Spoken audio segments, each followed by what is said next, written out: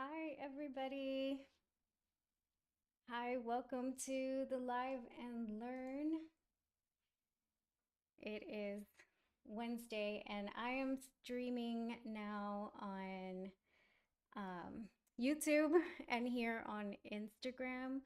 So while I get situated here, making sure everything's working okay. Hi, Annie.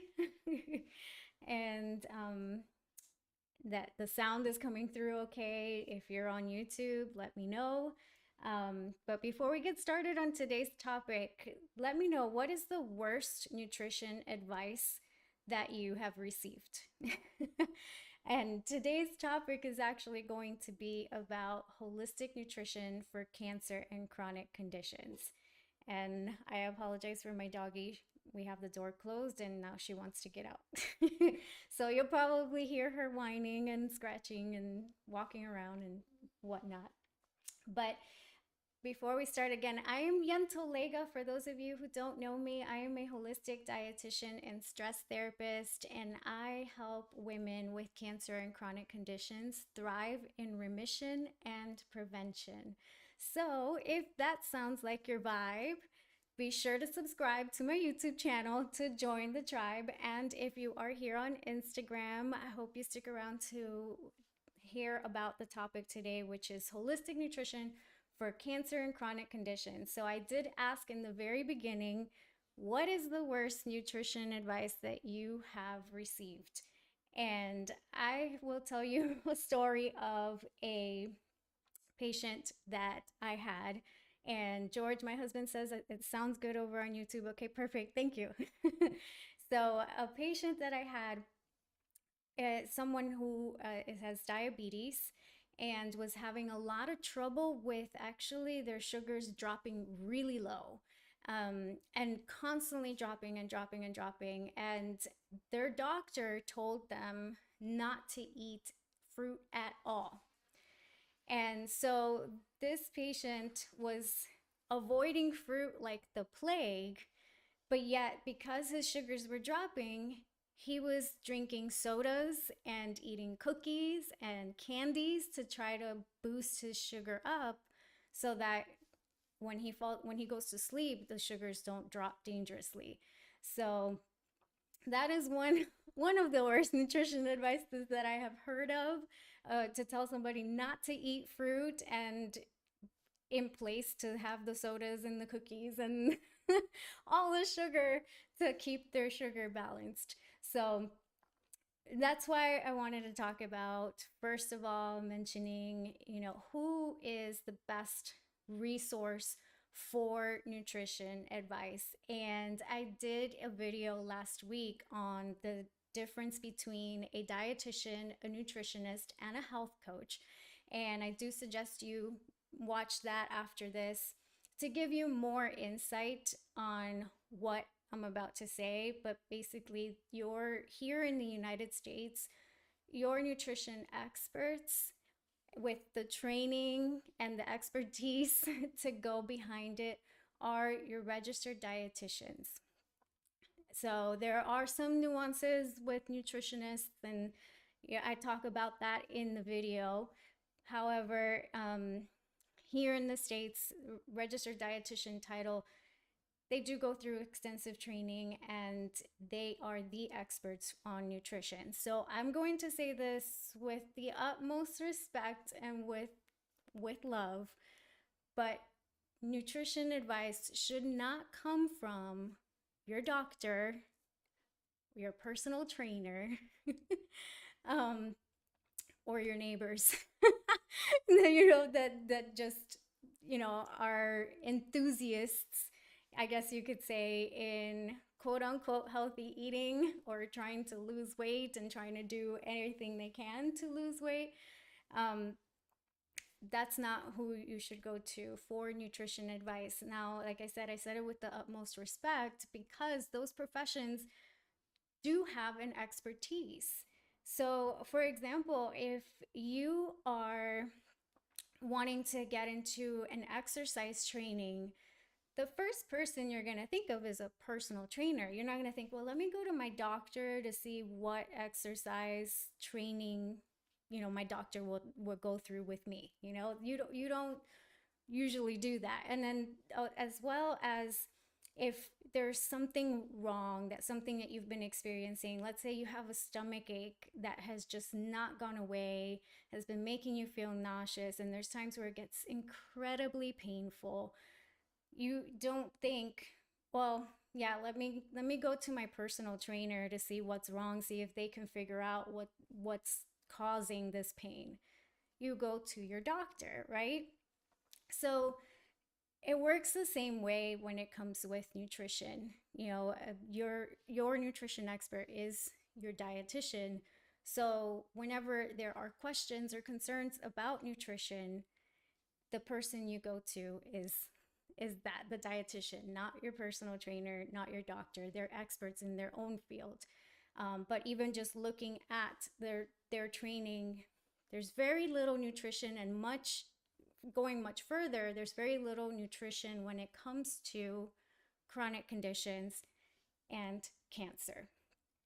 So, to talk about holistic nutrition for these conditions, first we got to define clearly what holistic is, because it is a word that has been misused a lot, the word holistic. So, I have even seen beauty products and dog food labeled as holistic. So, what does holistic mean? So, first, I'll mention what it's not. It doesn't mean organic, it doesn't mean natural, it doesn't mean that it's herbal or an alternative to medicine, because there's a word for that, and that is alternative medicine. So there is a field such as alternative medicine where if you really just don't want to deal with medications, then that's your route. But holistic has often been misused as meaning alternative medicine, because again, like when you see beauty products or dog food that say holistic, you think, oh, that means it's free of preservatives, it doesn't have any artificial stuff in it, or no toxins. So that starts to mean almost like anti-medicine as well, because it starts to, in your mind, feel like, well, medicine is not natural to my body. So what I do want to make clear, holistic is basically exactly what it sounds like. It's an onomatopoeia. I love that word. It's so fun to say. And I don't really say it often. I can't remember the last time I said it. But anyway, I digress. Holistic means exactly that. Whole, the whole person. It's a whole person approach. And what that means is that your doctor, even though they may not label themselves as holistic, if they are looking at every aspect of what is affecting you with the condition that you have, and including cancer, they may refer you to different specialists for different things, and they may even refer you again to a dietitian to work with you specifically with, okay, what are the nutrition aspects that need to be adjusted or focused on to help you reach remission or to help you thrive with the condition that you have. So it doesn't mean no medicine. Medicine has a place. I mean, it again, of course, you are your own person. So if that's not where you want to go, that's another route. But medicine is part of a holistic approach. It's basically not focusing on just one thing as your solution, because the reality is it wasn't one thing that may have led you to have this condition, that may have led you to, sorry, I hit the mic, sorry guys on YouTube, that may have led you to having this, whatever, to having cancer, to having whatever condition that you have. There are many different factors that play into it. It's not just food. And what tends to happen is that people, when they think of holistic nutrition, they think, oh, well, what is the one food, or what are the foods that will cure me? Because we start to think of it as food as medicine. And there's so many factors. It's not just a cookie cutter way of eating, because all of our bodies are so different. And it depends more on different aspects. So apart from food, it's like, what are the stressors? What are the behaviors that are leading you to make these choices? What is your lifestyle like? I mean, is it that it's a very busy lifestyle that is leading you to make these different choices, or a sedentary lifestyle? So it's encompasses a lot of different things. So with that, now that we know what holistic means, holistic nutrition is looking at the body, the mind, and the emotions, or many like to call it the spirit or the soul. So, for one, the tips that we're going to talk about now for holistic nutrition for cancer and chronic conditions, we'll start with the physical. For one of the nutrients that is so important and that is of concern here in the United States, not enough people consume this nutrient, is fiber. And fiber specifically, and I'll say it in the order of importance, is starts with, it's your plant foods, but it starts with vegetables, fruit, pulses, your beans, peas, and lentils, and whole grains. So whole grains are towards the end, and whole grains, if you are able to tolerate them, because there are certain conditions that may not tolerate them very well. But I say that that's the order of importance, because a lot of the times when people hear fiber, they think mainly of whole grains. They think mainly of wheat or oatmeal. Like, they think, well, those are the only foods that have fiber. And really, all plant foods have fiber. And you want to focus mainly on getting most of your fiber from your vegetables. Next, the other food, that other nutrient that is of importance is omega-3 fatty acids. And this one, you find it in your fatty fish, like tuna and salmon, for example. Those are best known. Actually, all fish have omega-3s, let me make that clear, but the fattier fish have more. Different nuts and seeds, avocados, and olives also have omega-3s. And the reason why this one's important is because, again, we have a disbalance, like we have an, I guess it's unbalanced consumption of our omega fatty acids here in the States. We tend to consume a lot of the omega-6 fatty acids, which when we have that disbalance, or when we're unbalanced, that's when we see inflammation in the body. So there's this misconception that the omega-3s, eating more and more and more of them, is what's going to reduce inflammation. And it's not necessarily that. It's the disbalance of the consumption. So yes, it's important to consume these foods, but it's not the end all be all for inflammation. So I just want to make that clear. So we got fiber, omega-3 fatty acids. The other thing is fermented foods, something that we don't consume enough of. And that's because they provide us with probiotics. Probiotics are actually bacteria that is native to our digestive tract. So it is healthy. It keeps our immune system strong. And fermented foods like kombucha is my favorite. Kombucha, yogurt, kefir or kefir, however you want to call it. Also, tofu, sauerkraut is another one of my favorites. And then fermented veggies. The key I do want to say is, when you're looking for like sauerkraut or pickles are fermented cucumbers, but you want to look in the ingredients that it doesn't have vinegar, because then you know that it was naturally fermented, because when it's fermented, it has that vinegar flavor without needing to add vinegar. So that's a little tip for you if you're looking for something that's truly fermented, that it doesn't have vinegar. When you're looking for vegetables that are fermented, that it doesn't have vinegar. So fermented foods. And the other one is vitamin D. Vitamin D is another important nutrient. And while there are foods that provide vitamin D for you, so many of us know that dairy has food. Oh my lord. Dairy has vitamin D. But if you don't consume dairy, for example, I don't consume dairy because I'm lactose intolerant. Your plant based alternatives can also be fortified with vitamin D. Orange juice is fortified with vitamin D as well. Um, but you could also find some trace amount of vitamin D in portobello mushrooms. And in your fatty fish, you can also find vitamin D. And guess what, guys? You can find vitamin D in your egg yolks.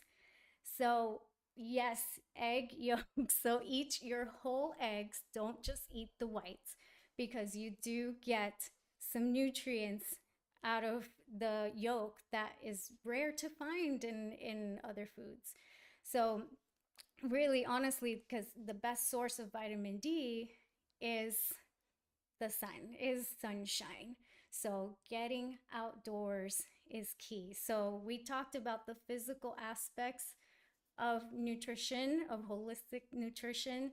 So now this is the perfect segue to like the lifestyle changes that are also important to support your body through cancer and chronic conditions.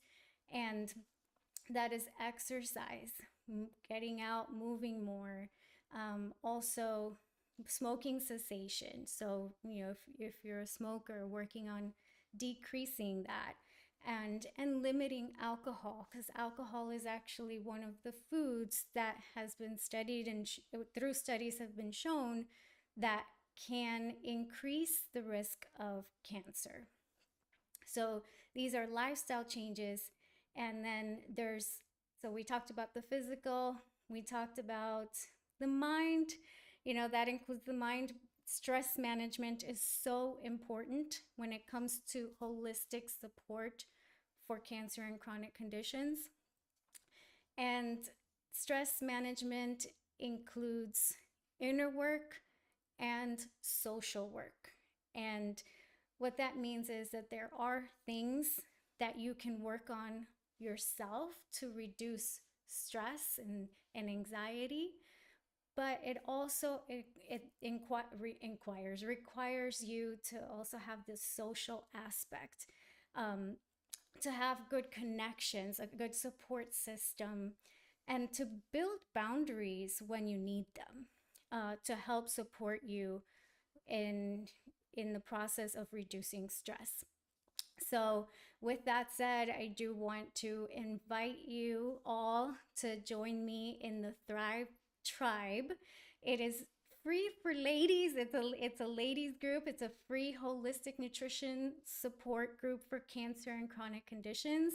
We do fun monthly challenges and just have a nice support team to just take small steps that can make a big difference in your health.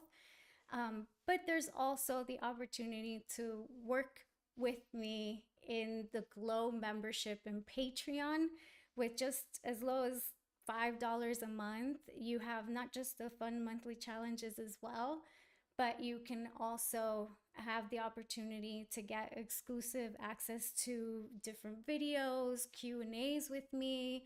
You can also have different resources. I provide different resources on there, guides on different things, diet plans as well, like meal plans, recipes. So make sure you check out my Patreon, and I will go ahead and leave a link to that in YouTube and on Instagram. I'll do so after the live. um, but with that, we went over what holistic nutrition entails and the different aspects that are so very important when it comes to cancer and chronic conditions. If you have any questions, I'm here. Let me know. I'm checking on YouTube, thank you so much, Sarah. Sarah says she's sending her love. Well said. um, George, my husband, he mentioned kimchi as like a fermented food. That actually is really good. We both like. But let me know here on Instagram if you have any questions at all, and leave them in the comments. If you're watching the replay, I'll respond. But other than that, hopefully I'll see you over on the Thrive Tribe or in the Glow membership. And I failed to mention the Glow membership is for ladies and lads because it stands for Gorgeous Ladies and Lads of Wellness. I kind of stole that from Gorgeous Ladies of Wrestling, but no one else needs to know. It's just us. But yeah, anyways, I hope you have a wonderful rest of your evening. Thank you so much for spending this time with me. And remember, you and your body are unique and beautiful. There is no one size fits all. So silence the standards because you are more. Bye, everybody.